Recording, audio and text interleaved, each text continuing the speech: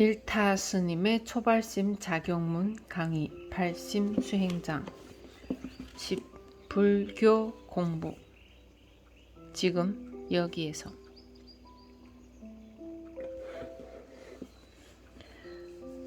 이런 말씀 끝없건을 어찌 그리 탐착하여 다음 미루면서 애착 끊지 못하는가. 세상일이 한없건을 어찌 그리 못 버리고 끊임없이 일꾀하며 끊을 생각 아니하네. 끝이 없는 세상의 일.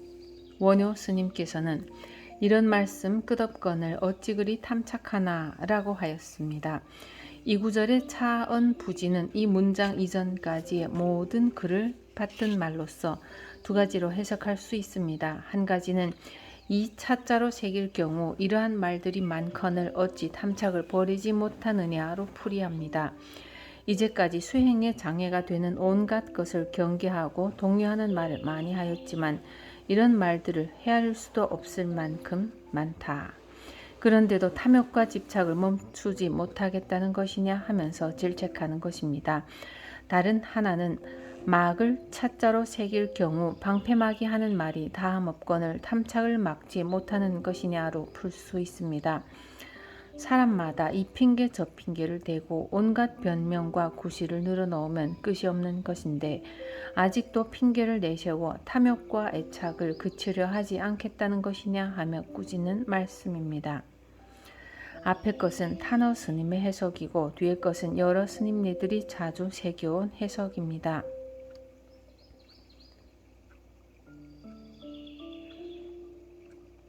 두 가지 모두 해석에 무리가 없으니 어느 쪽으로 새겨도 무방하지만 이런 말씀들이 끝없거늘로 해석하는 것이 문법상으로 더 수월합니다. 실로 사람들은 도를 닦고 싶지 않아서가 아니라 얽히고 설킨 세상일에 묶여있기 때문에 도를 닦지 못합니다. 이번 한 번만 이 일만 끝나면 하면서 다음으로 미루다가 어느 날 갑자기 염라대왕의 부름을 받게 되는 것입니다. 물론 다음으로 미루는 것이 끝이 없다는 것을 모르는 바도 아니지만 사람들은 눈앞의 애착을 용기 있게 끊어버리지 못합니다. 이번만 하고 다시는 안 해야지, 오늘까지만 하고 절대로 하지 않는다, 이런 맹세를 수없이 하지만 제2의 일은 끝없이 반복되는 것입니다. 히말라야의 설산에는 집 없는 새가 살고 있습니다. 낮에는 따스한 햇볕을 받으며 이가지 저가지 옮겨다니면서 즐겁게 놀지만 밤만 되면 추위에 떨면서 결심을 합니다. 아이 추워. 내일은 반드시 집을 지어 따뜻하게 잠을 자야지. 그러나 날이 밝으면 간밤의 고생과 다짐을 모두 잊어버리고 다시 열매를 따먹으며 노래하고 노는 데만 정신이 팔려서 하루를 보냅니다. 그리고 또 밤이 되면 어김없이 스스로에게 맹세합니다. 내일은 놀지 말고 일어나자마자 집부터 지어야겠다. 바닥은 단단한 것으로 하고 벽에는 길상초를 바르고 지붕은 커다란 잎으로 잘 덮어서 추위에 떠는 이 고생을 면해야지. 이 새는 아침이 되면 다시 어제와 똑같은 생활을 반복하기 때문에 평생 동안 집을 짓지 못하고 살아가는 것입니다. 그래서 영원히 집이 없는 새 신세를 면하지 못합니다. 히말라야의 집 없는 새와 마찬가지로 우리 인간들도 내일을 기약하면서 속절없이 한 생을 마치고 맙니다. 오늘은 헛되이 하루를 보냈지만 내일부터 잘하면 될 것이다. 금년에는 이 일 저 일로 번뇌가 많았지만 내년부터는 열심히 마음 공부를 잘할 것이다. 하지만 그 미루는 마음은 끝이 없습니다. 도가 높은 스님에게 불자인 한 친구가 있었습니다. 스님은 어느 날 친구인 장조류를 찾아가서 간곡히 권했습니다. 여보게, 자네도 이제 죽을 때가 그리 멀지 않았으니 발심하여 염불이라도 하는 것이 어떻겠는가. 그렇지 않아도 그럴 생각이라네. 단 나에게 남아있는 세 가지의 중요한 일만 마치면 곧 할 생각이네. 그 세 가지 일이 무엇인가? 첫째는 지금 하는 일로 돈을 벌어서 부자가 되는 것이고, 둘째는 아들, 딸 모두 좋은데 혼인을 시키는 것이고, 셋째는 아들들이 출세하는 것을 보는 것이라네. 자네 생각이 정 그렇다면 하는 수 없지. 그렇게 하기나. 그런데 장조류는 세 가지를 다 마치기도 전에 죽고 말았습니다. 스님은 문상을 가서 조문을 지었습니다. 나의 친구 장조류여, 연부를 권하자 세 가지 일을 마친 후에 한다고 했지. 염라대왕 그 양반 분수도 어지간히 없네. 세 가지 일을 마치기도 전에 갈고리로 끌고 가다니. 스님의 조문은 염라대왕을 나무라는 듯이 지었지만 염라대왕은 곧 나의 업이므로 누구도 말릴 수 없습니다. 부질없는 세상 애착에 끄달려 마음 닦는 공부를 내일로 미루다가 덧없는 뜬 목숨을 마치고 마는 것입니다. 세상 대부분의 일은 번뇌가 만들어냅니다. 그러므로 세상 일은 끝이 없고 끝없는 번뇌가 만들어낸 세속의 일이기에 중생들은 버리지 못합니다. 오히려 이런저런 잔꾀를 내어 끝없이 계획하고 일을 저질러 버립니다. 열심히 공부만 하고 일을 잘하던 사람도 돈이 생기면 이것으로 무엇을 하고 어떻게 쓸까 하면서 끝없는 궁리를 펴게 됩니다. 꾀라는 것은 끝이 없어서 아무리 이것만 하고 공부해야지 하면서 결심을 해보아도 꾀에게는 당해내지 못하는 것입니다. 만약 정말로 하고자 한다면 지금이 바로 그때입니다. 오른손 네 손가락을 태우며 원효 스님은 이 개송에서 미루어서는 안 된다. 지금 이 자리에서 결심을 해야 한다. 꾀부리고 미루다가는 영원히 못하게 된다는 것을 매우 강한 반어법으로 말씀하고 있습니다. 하루하루 짓는 악업 날로 늘어가고 내일 미룬 선업 날로 줄어들며 좋은 금년 다짐 하나 번뇌망상 한이 없고 내년으로 미루면서 보리정진하지 않네. 시간들이 흘러 급히 하루 지나가고 하루 이틀 흘러 보름 한 달 속히 가며 한 달 두 달 계속되어 호련 1년 지나가고 한 해 두 해 거듭하여 문득 죽음 닥치도다. 왜 이토록 강조하신 것일까요? 바로 이 순간이 가장 좋은 때이요. 이 자리가 가장 좋은 장소이기 때문입니다. 나의 경우에도 마음속의 집착을 끊지 못하고 오랫동안 연연한 때가 있었습니다. 나는 출가 사문입니다. 그러므로 세속적인 성공에 대해 탐착을 해서는 안 됩니다. 중은 중노릇만 해야지 세속에서 말하는 사람 노릇을 하려고 하면 올바른 불교 공부가 되지 않습니다. 돌을 닦는 이가 공부가 안 된다는 것은 스스로 사람 노릇을 하려고 하는 마음이 있기 때문입니다. 중은 중이어야지 중 이외에 다른 이름이 붙으면 공부에 전념하기가 어려운 법입니다. 이제 나의 이야기를 하겠습니다. 초등학교만 졸업하고 바로 출가를 한 나는 20대 초반까지 대학교에 가야겠다는 생각이 늘 마음 한쪽에 있었습니다. 내가 당시에 그토록 대학을 가야겠다고 생각한 것은 출세나 명예욕 때문이 아니었습니다.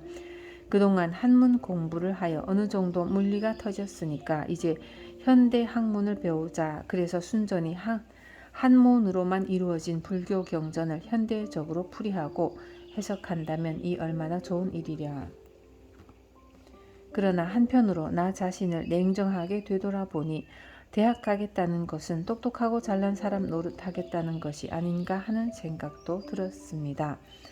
나의 근본 원력은 참선을 하여 견성성불하겠다는 것인데 자칫 사람 노릇하고 싶은 생각에 빠져 근본마저 흐트려 버리는 것은 아닐까. 그래, 세간의 모든 형식을 벗어버리자. 사람 노릇하겠다는 생각 모두 떨쳐버리자. 마음을 굳게 다잡아 대학이고 뭐고 다 잊어버리고 열심히 참선을 하며 앉아있노라면 또 대학 갔으면 하는 생각이 슬며시 나는 것입니다. 그래, 문학 박사든 철학 박사든 박사가 되어서 참선하고 견성하면 더 좋은 게 아닌가. 공부하고 난 뒤에도 얼마든지 견성성불할 수 있지 않을까. 그러다가 6.25 사변이 터졌습니다. 그때 남쪽으로 피난을 내려오다가 안양에서 인민군에게 붙잡힌 적이 있었습니다. 그들은 아지 트인 동굴 속으로 나를 끌고 들어가더니 꼬치꼬치 캐무는 것이었습니다. 너는 뭐하는 사람이냐? 중입니다. 중이 뭐냐? 석가모니 불법을 배우고 닦는 사람이요. 이것은 부르주아 아니냐? 인민들의 피를 빨아먹고 무의도식하는 족속들 아니야. 무지막지하게 나오기 시작하는데 때리면 맞고 묵묵히 있었습니다. 더욱이 당시에는 중간에서 잡히는 젊은이들은 모조리 인민군의 의용군으로 끌고 가서 전쟁터 맨 앞에 총알바지로 세울 때였습니다. 잘못 걸려도 크게 잘못 걸렸구나. 이제 꼼짝없이 의용군으로 끌려가서 죽게 되었구나. 이렇게 생각하고 있는데 정치 공작대인 듯한 말쑥한 사람이 굴 안으로 들어왔습니다. 그는 나를 보더니 대뜸 지시했습니다. 중이구만. 팔뚝 좀 걷어보지. 그래서 옷을 걷어 팔뚝을 내보였더니 단번에 얼굴이 부드러워졌습니다. 연비 자국이군요. 나도 불교 신자요. 그러면서 내 팔뚝을 조심스럽게 만지더니 꿇어앉아있던 내 몸을 일으켜 세우고 의자도 갖다 주고 사이다도 대접하였습니다. 그리고 통행증을 하나 써주면서 가다가 인민군들이 잡으면 이 통행증만 보여주면 된다고 했습니다. 그것도 모자라 차까지 태워주었습니다.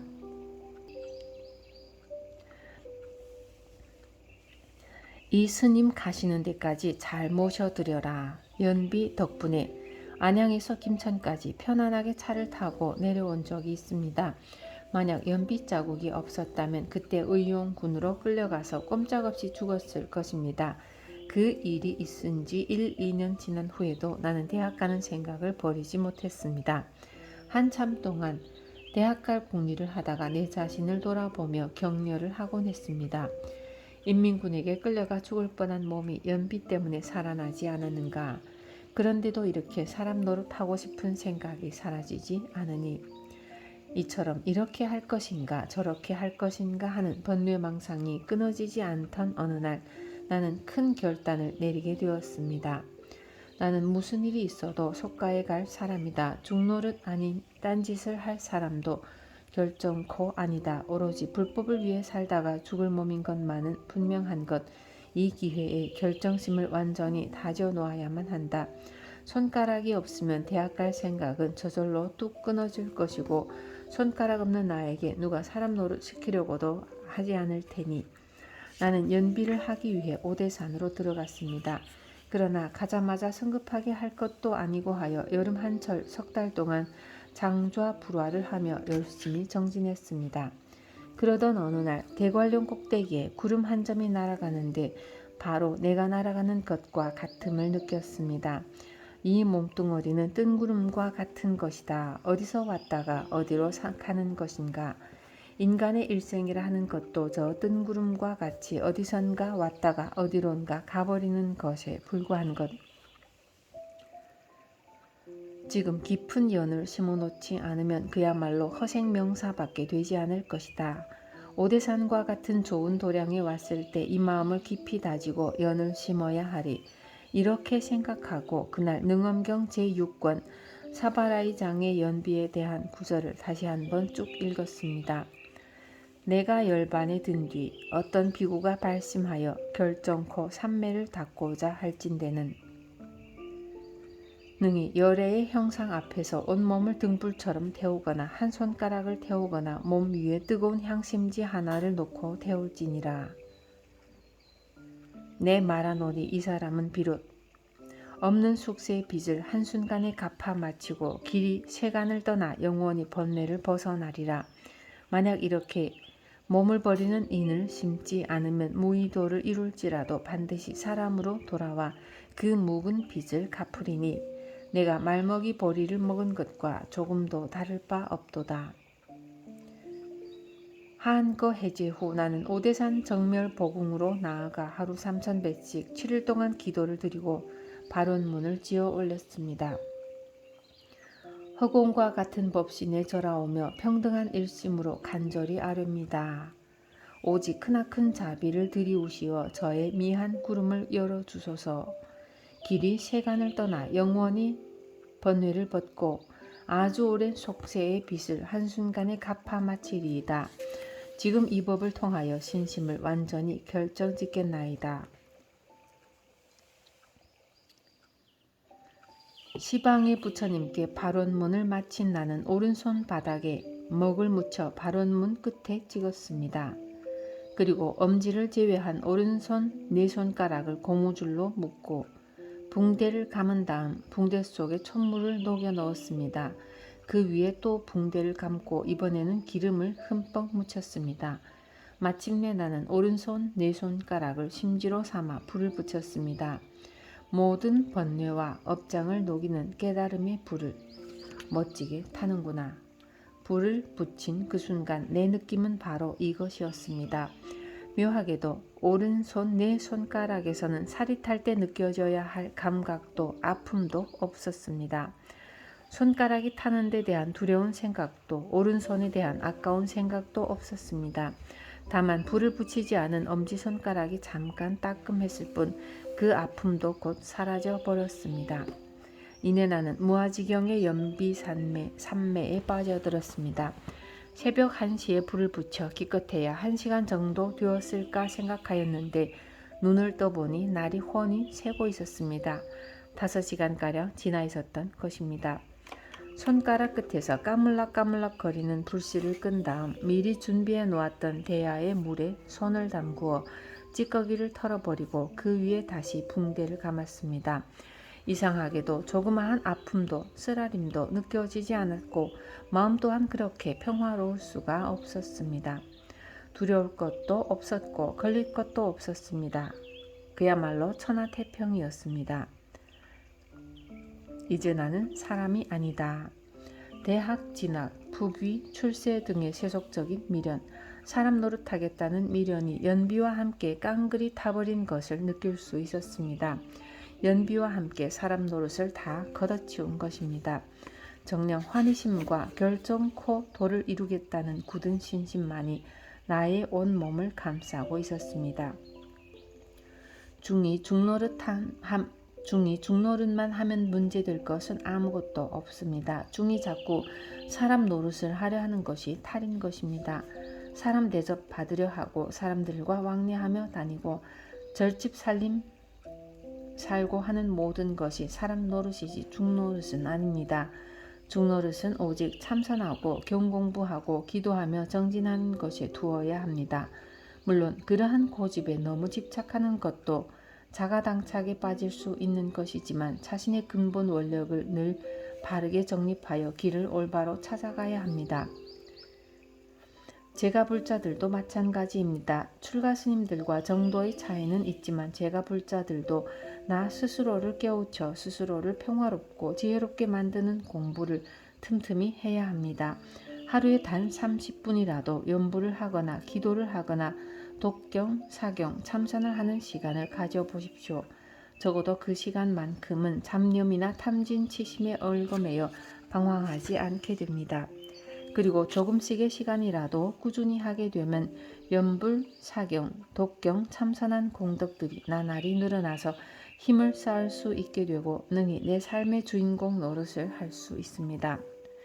곧 나의 탐착과 애착을 되돌아보면서 그만둘 것을 능히 그만둘 수 있는 능력을 갖게 되고 번뇌에 빠지거나 명상을 따라다니는 헛된 생활에서 벗어날 수 있게 되는 것입니다. 참으로 이 귀한 사람의 몸을 받았을 때 그리고 부처님 법과 인연을 맺게 되었을 때 조금이라도 공부에 대한 원력을 세우고 한 걸음씩이라도 나아갑시다. 그래야만 이 세상에 우리가 온 보람, 부처님 법을 만난 보람을 누릴 수 있습니다. 그러나 만일 지금 공부를 하지 않고 있거나 이 핑계 저 핑계를 대고 있다면 지금 바로 이 자리에서 단호히 결심하십시오. 결코 내일로 미룰 일이 아닙니다. 미루고 또 미루다 보면 염라대왕이 앞질러 옵니다. 내일이란 끝이 없는 것입니다. 이번만 오늘만 하면서 미루다 보면 선업은 자꾸만 줄어들고 악업은 날로 늘어만 갑니다. 그래서 원효 스님은 매 시간이 모이고 하루 이틀 속히 가서 한 달 두 달 한 해 두 해 지나다 보면 문득문득 죽음이 닥쳐온다고 하셨습니다. 우리는 발심 수행장에 이러한 가르침들을 새기고 또 새겨 지금 바로 여기에서 나날이 정진하는 참된 불제자가 되어 영원 생명을 찾고 무한 능력을 키워나가야 합니다. 깨진 술에 못 구르고 늙어지면 못 닦거늘 눕고 앉아 게으름과 망상만을 부리는가. 몇 생이나 닦았기에 낮과 밤을 헛보내며 사는 날이 얼마기에 이 생마저 닦지 않나. 헛된 이 몸 마친 뒤에 다음 생을 어찌할꼬 생각하면 급하구나. 급하고 또 급하구나.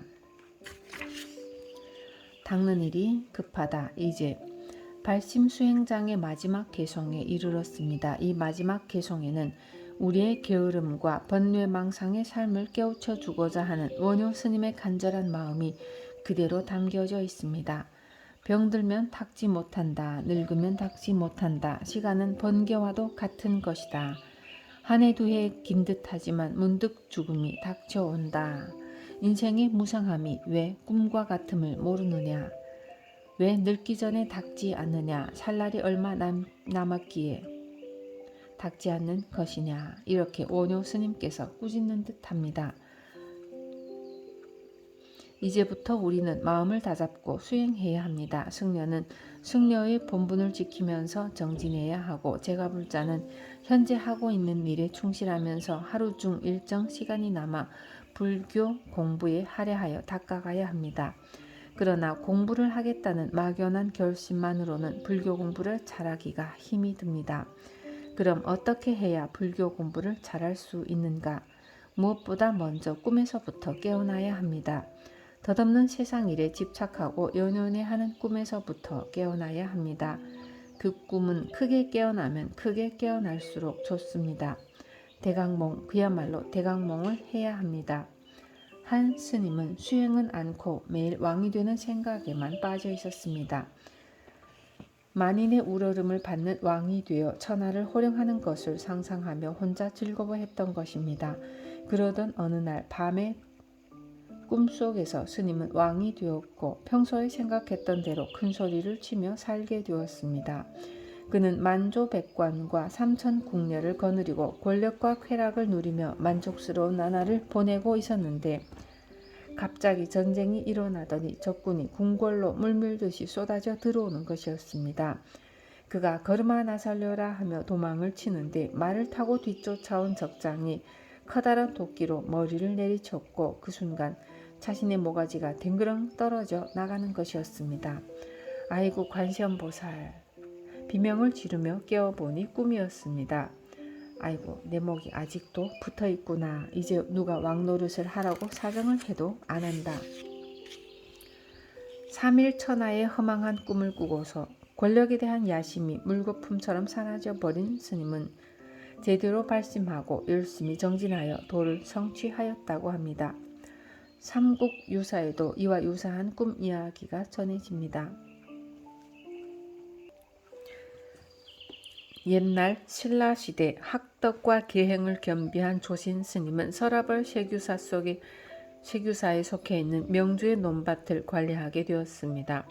스님은 이곳에서 우연히 명주 태수 김흔의 딸을 보게 되었는데 그녀의 눈부신 미모에 매혹되어 일어나는 사모의 정을 가누지 못했습니다. 스님은 애타는 마음으로 영험 있는 낙산사 관세음보살님께 빌고 또 빌었습니다. 자비로우신 관세음보살님, 부디 가피를 내리시어 태수의 딸과 부부연을 맺을 수 있도록 해주십시오. 저는 한시도 그녀를 잊을 수가 없나이다. 관세음보살님. 남몰래 관세음보살께 빌고 또 빌었지만 그녀는 얼마 후 다른 사람에게 시집을 가버렸습니다. 조신스님은 애통한 마음으로 소원을 이루어주지 않은 관세음보살을 원망하며 날이 저물도록 슬피 울다가 관음상 밑에 쓰러져 잠이 들었습니다. 그런데 문득 그토록 사모했던 김씨 낭자가 기쁜 낯빛으로 문을 열고 들어와서는 수줍게 미소를 지으며 이야기를 하는 것이었습니다. 처음 먼발치에서 스님을 뵌 순간부터 소녀는 깊이 사모하게 되어 늘 스님을 그리워하였습니다. 하오나 부모님의 명예에 못 이겨 억지로 다른 사람에게 시집을 간 것입니다. 그러나 죽어서라도 스님과 한 무덤에 묻히고 싶어 이렇게 찾아온 것이니 부디 거두어 주십시오. 조신 스님은 기뻐서 어쩔 줄을 몰라 했고 결국 그녀를 데리고 고향으로 돌아가 더없이 행복하게 살았습니다. 고되게 농사일을 하면서 힘들게 살았지만 아리따고 상냥한 아내만 보면 모든 근심 걱정이 다 사라졌습니다. 하지만 기쁨으로 출발한 부부 생활도 세월이 흘러 5 자녀를 두게 되자 어렵기가 이루 말할 수 없었습니다. 너무나 가난하여 나물죽조차 넉넉히 먹을 수 없는 처지였기 때문이었습니다. 마침내 가난은 그들을 사방으로 내몰았고 그들은 이곳저곳을 떠돌며 그걸로써 목숨을 연명해야 했습니다. 그렇게 또 10년이 지났을 때 15살 먹은 큰 아들이 명주 해현명 고개를 지나다가 굶주림에 지쳐 죽고 말았습니다. 통곡과 함께 큰아들을 길가에 묻은 후 남은 아이들과 함께 우곡현으로 와서 띠풀로 집을 짓고 살았지만 그들 부부는 이미 늙고 병들고 굶주려서 자리에서 일어나지도 못했습니다. 간신히 10살 된 딸아이가 얻어오는 음식으로 온 식구가 연명을 하였지만 그 딸도 마을의 계획에 심하게 물려 자리에 눕고 말았습니다. 가족 모두가 부둥켜 안고 흐느껴 울다가 문득 부인이 울음을 거두며 조신에게 말했습니다. 내가 당신과 처음 만났을 때는 얼굴도 아름답고 나이도 젊었습니다. 맛있는 음식이 생기면 당신과 나누어 먹었고 두어자 옷감이 생겨도 당신과 함께 지어 입었죠. 그렇게 살아온 지 수십 년.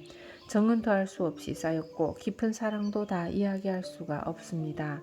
하지만 이제 몸은 늙고 병은 날로 깊어져 추위와 배고픔을 견딜 수 없게 되었습니다. 산처럼 쌓인 수치심을 감추고 집집을 돌면서 구걸하여 보지만 아이들의 배고픔조차 해결할 수가 없습니다. 이런 형편에 부부의 사랑이 다 무슨 소용이 있습니까? 예쁜 얼굴, 고운 웃음은 풀잎의 이슬과 같고 굳게 맹세한 마음도 바람에 날리는 버들가지와 다를 바가 없습니다. 당신에게는 내가 있어 짐이 되고 나 또한 당신 때문에 괴로워하고 있습니다. 우리가 어쩌다 이렇게 되었죠.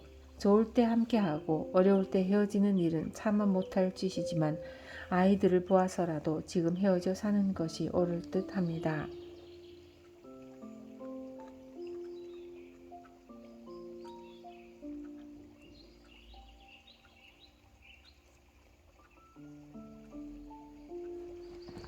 마침 조신도 그와 같은 생각을 하고 있던 터라 부부는 아이들을 둘씩 데리고 갈라서게 되었습니다. 나는 고향으로 갈 테니 당신은 남쪽으로 가세요. 아내의 이 말을 듣고 잡았던 손을 놓으며 돌아서는 순간 조신 스님은 꿈에서 깨어났습니다. 관음상 밑에 어스름한 등불은 홀로 노을거렸고 밤은 이미 깊어 있었습니다. 이튿날 아침 조신 스님은 수염과 머리카락이 모두 흰색으로 바뀌어 있는 자신의 모습을 보게 되었고 태수의 딸에 대한 사랑도 이미 눈 녹듯 사라져 버렸음을 깨달았습니다.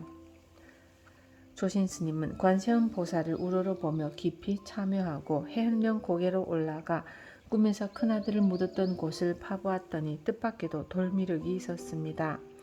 스님은 돌미륵을 깨끗이 씻어 부근의 절에다 모신 다음 체규사로 돌아가 논밭을 관리하는 일을 그만두고 정토사라는 절을 지어 부지런히 불법을 닦았습니다.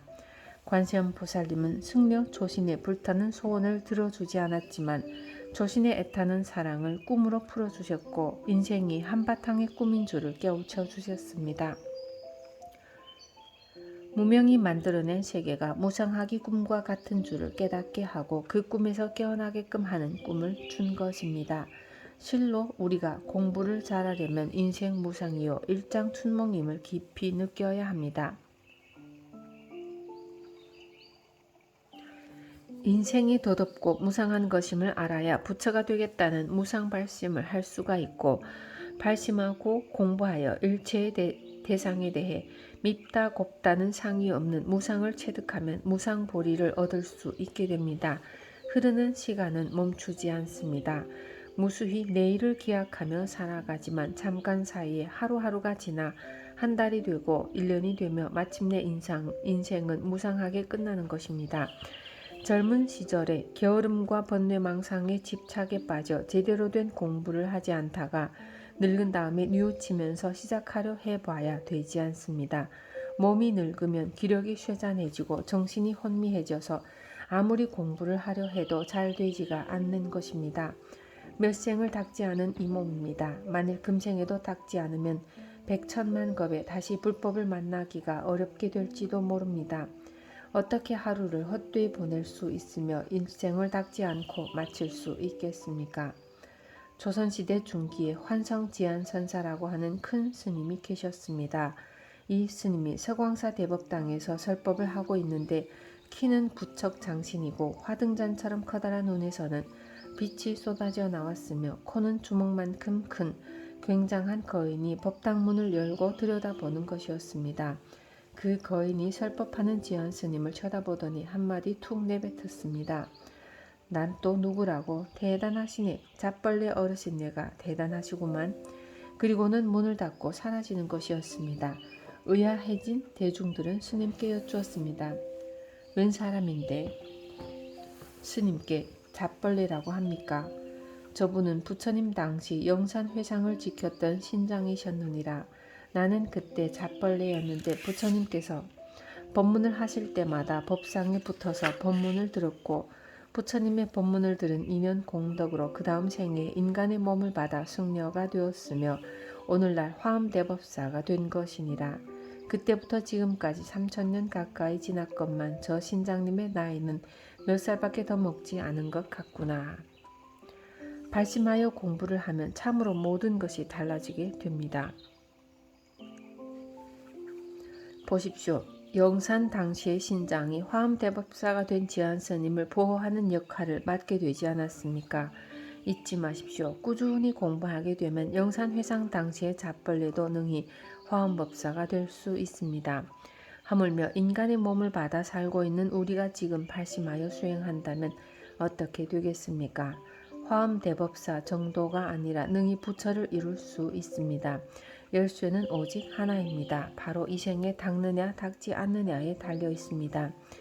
이 생, 아니 지금 이 자리에서부터 시작하십시오. 오래지 않아 이 몸뚱이는 마치고 말 것인데 다음 생을 어찌 기약하며 내일을 어찌 믿겠습니까? 생각하면 생각할수록 급하고 또 급한 일입니다.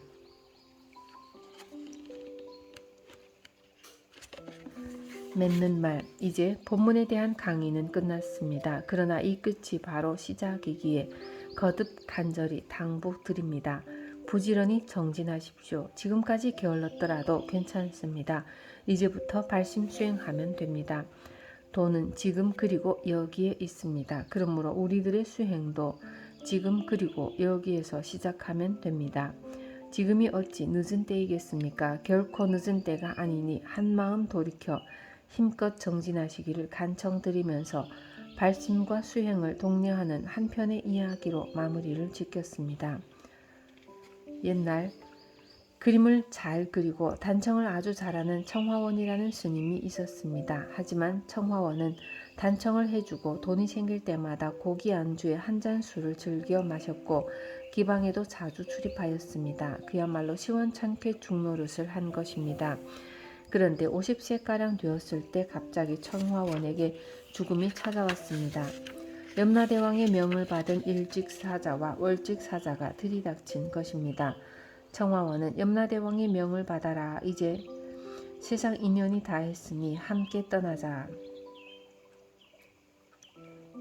아이쿠나, 염라대왕이 나를 이렇게 빨리 데려갈 줄이야. 내 평소 소행으로는 잡혀가는 즉시 지옥 감방 신세를 지게 될 것이다. 정신이 번쩍 든 청화원은 일직사자와 월직사자에게 사정을 하기 시작했습니다. 부디 7일만 있다가 데리고 가십시오. 평생 죽노릇 한 번 변변히 하지 못했는데 7일 동안만이라도 불철주야 도를 닦고자 합니다. 공부 잘할 수 있게 7일만 말미를 주십시오. 그러나 젊은 일직사자는 염라대왕의 명을 거역할 수 없다며 당장 포박을 하려 했습니다. 그냥 잡혀갈 수 없었던 청화원은 손이 발이 되도록 빌면서 7일간만 말미를 줄 것을 애원하고 또 애원했습니다. 너무나 간절한 그의 애원은 나이든 월직사자의 마음을 움직였고 마침내 월직사자가 젊은 일직사자를 달래었습니다. 우리는 또 데리고 가야 할 사람이 있지 않은가. 그 사람에게 갔다가 돌아오면 7일 정도는 걸릴 것이야. 그때까지만 봐주도록 하세. 이렇게 하여 청화원의 목숨은 7일 연장되었습니다. 7일 동안의 용맹정진, 그동안 무슨 공부를 해야 제대로 할 것인가 고민을 하던 청화원은 몇 해 전 선방 옆을 지나가다가 우연히 듣게 된 조실스님의 법문이 떠올랐습니다. 중국 제1의 거사요 도인이신 방거사가 망연히 앉았다가 이미 도를 깨달은 딸 영조에게 넌지시 한마디를 던졌느니라. 영조야, 한 수행자가 선사를 찾아가서 물었느니라. 어떠한 것이 불법의 대의입니까? 밝고 밝은 100가지 풀 끝에 밝고 밝은 조사의 뜻이다. 이 선사의 대답을 너는 어떻게 생각하느냐? 영조의 아버지의 말씀이 끝나기가 바쁘게 대뜸 욕설을 퍼부었느니라. 머리가 희고 이가 누렇게 된 늙은이의 소견이 아직도 저 정도밖에 되지 않다니. 그럼 너는 불법의 대의에 의해 어떻게 대답하겠느냐? 밝고 밝은 100가지 풀 끝에 밝고 밝은 조사의 뜻입니다. 이 대답에 방거사는 머리를 끄덕이며 긍정했느니라. 수자들이여, 명명백초도 명명조사이라는 말의 뜻을 알면 염라대왕이 합장하여 무릎을 꿇고 3세의 모든 부처님 역대 조사 스님들과 더불어 같이 춤추고 같이 노래를 부를 것이다. 청화원은 조실스님의 법문 중 염라대왕이 합장하고 무릎을 꿇는다고 한 말이 무엇보다 좋았습니다. 그 순간부터 청화원은 밝고 밝은 100가지 풀 끝에 밝고 밝은 조사의 뜻이 있다고 한 부처님의 뜻을 알고자 열심히 참선했습니다. 도대체 무슨 뜻이 담긴 말인가? 그 뜻이 무엇인고? 무언고? 이렇게 7일 남은 생명을 다 바쳐 밥도 먹지 않고 잠도 자지 않고 일심으로 의문을 풀고자 했습니다. 그러다가 완전히 삼매의 경지에 들어갔습니다. 마침내 7일이 지나가고 다른 곳을 다녀온 일직사자와 월직사자가 소리쳤습니다. 청화원아, 나오너라. 이제 염라대왕을 뵈러 가자. 그러나 청화원의 모습은 보이지 않았습니다. 절 안을 이잡듯이 뒤지고 온 나라 안을 샅샅이 찾았어도 발견할 수가 없었습니다. 마침내 염라대왕이 친히 나서서 모든 세상의 구석구석까지를 다 뒤졌는데도 청화원은 찾을 수가 없었습니다. 색즉시공, 색이 공해버렸으므로 이 색신이 그냥 공신이 되어버렸습니다. 마음이 삼매에 들어 공하여졌으므로 몸뚱이가 보이지 않았습니다. 그 결과 염라대왕이 아무리 잡아가려 해도 잡아갈 수가 없게 된 것입니다. 스님이든 속인이든 상관이 없습니다. 이 청화원처럼 마지막이라 생각하고 용맹정진한다면 죽음도 염라대왕도 앞을 막지 못합니다.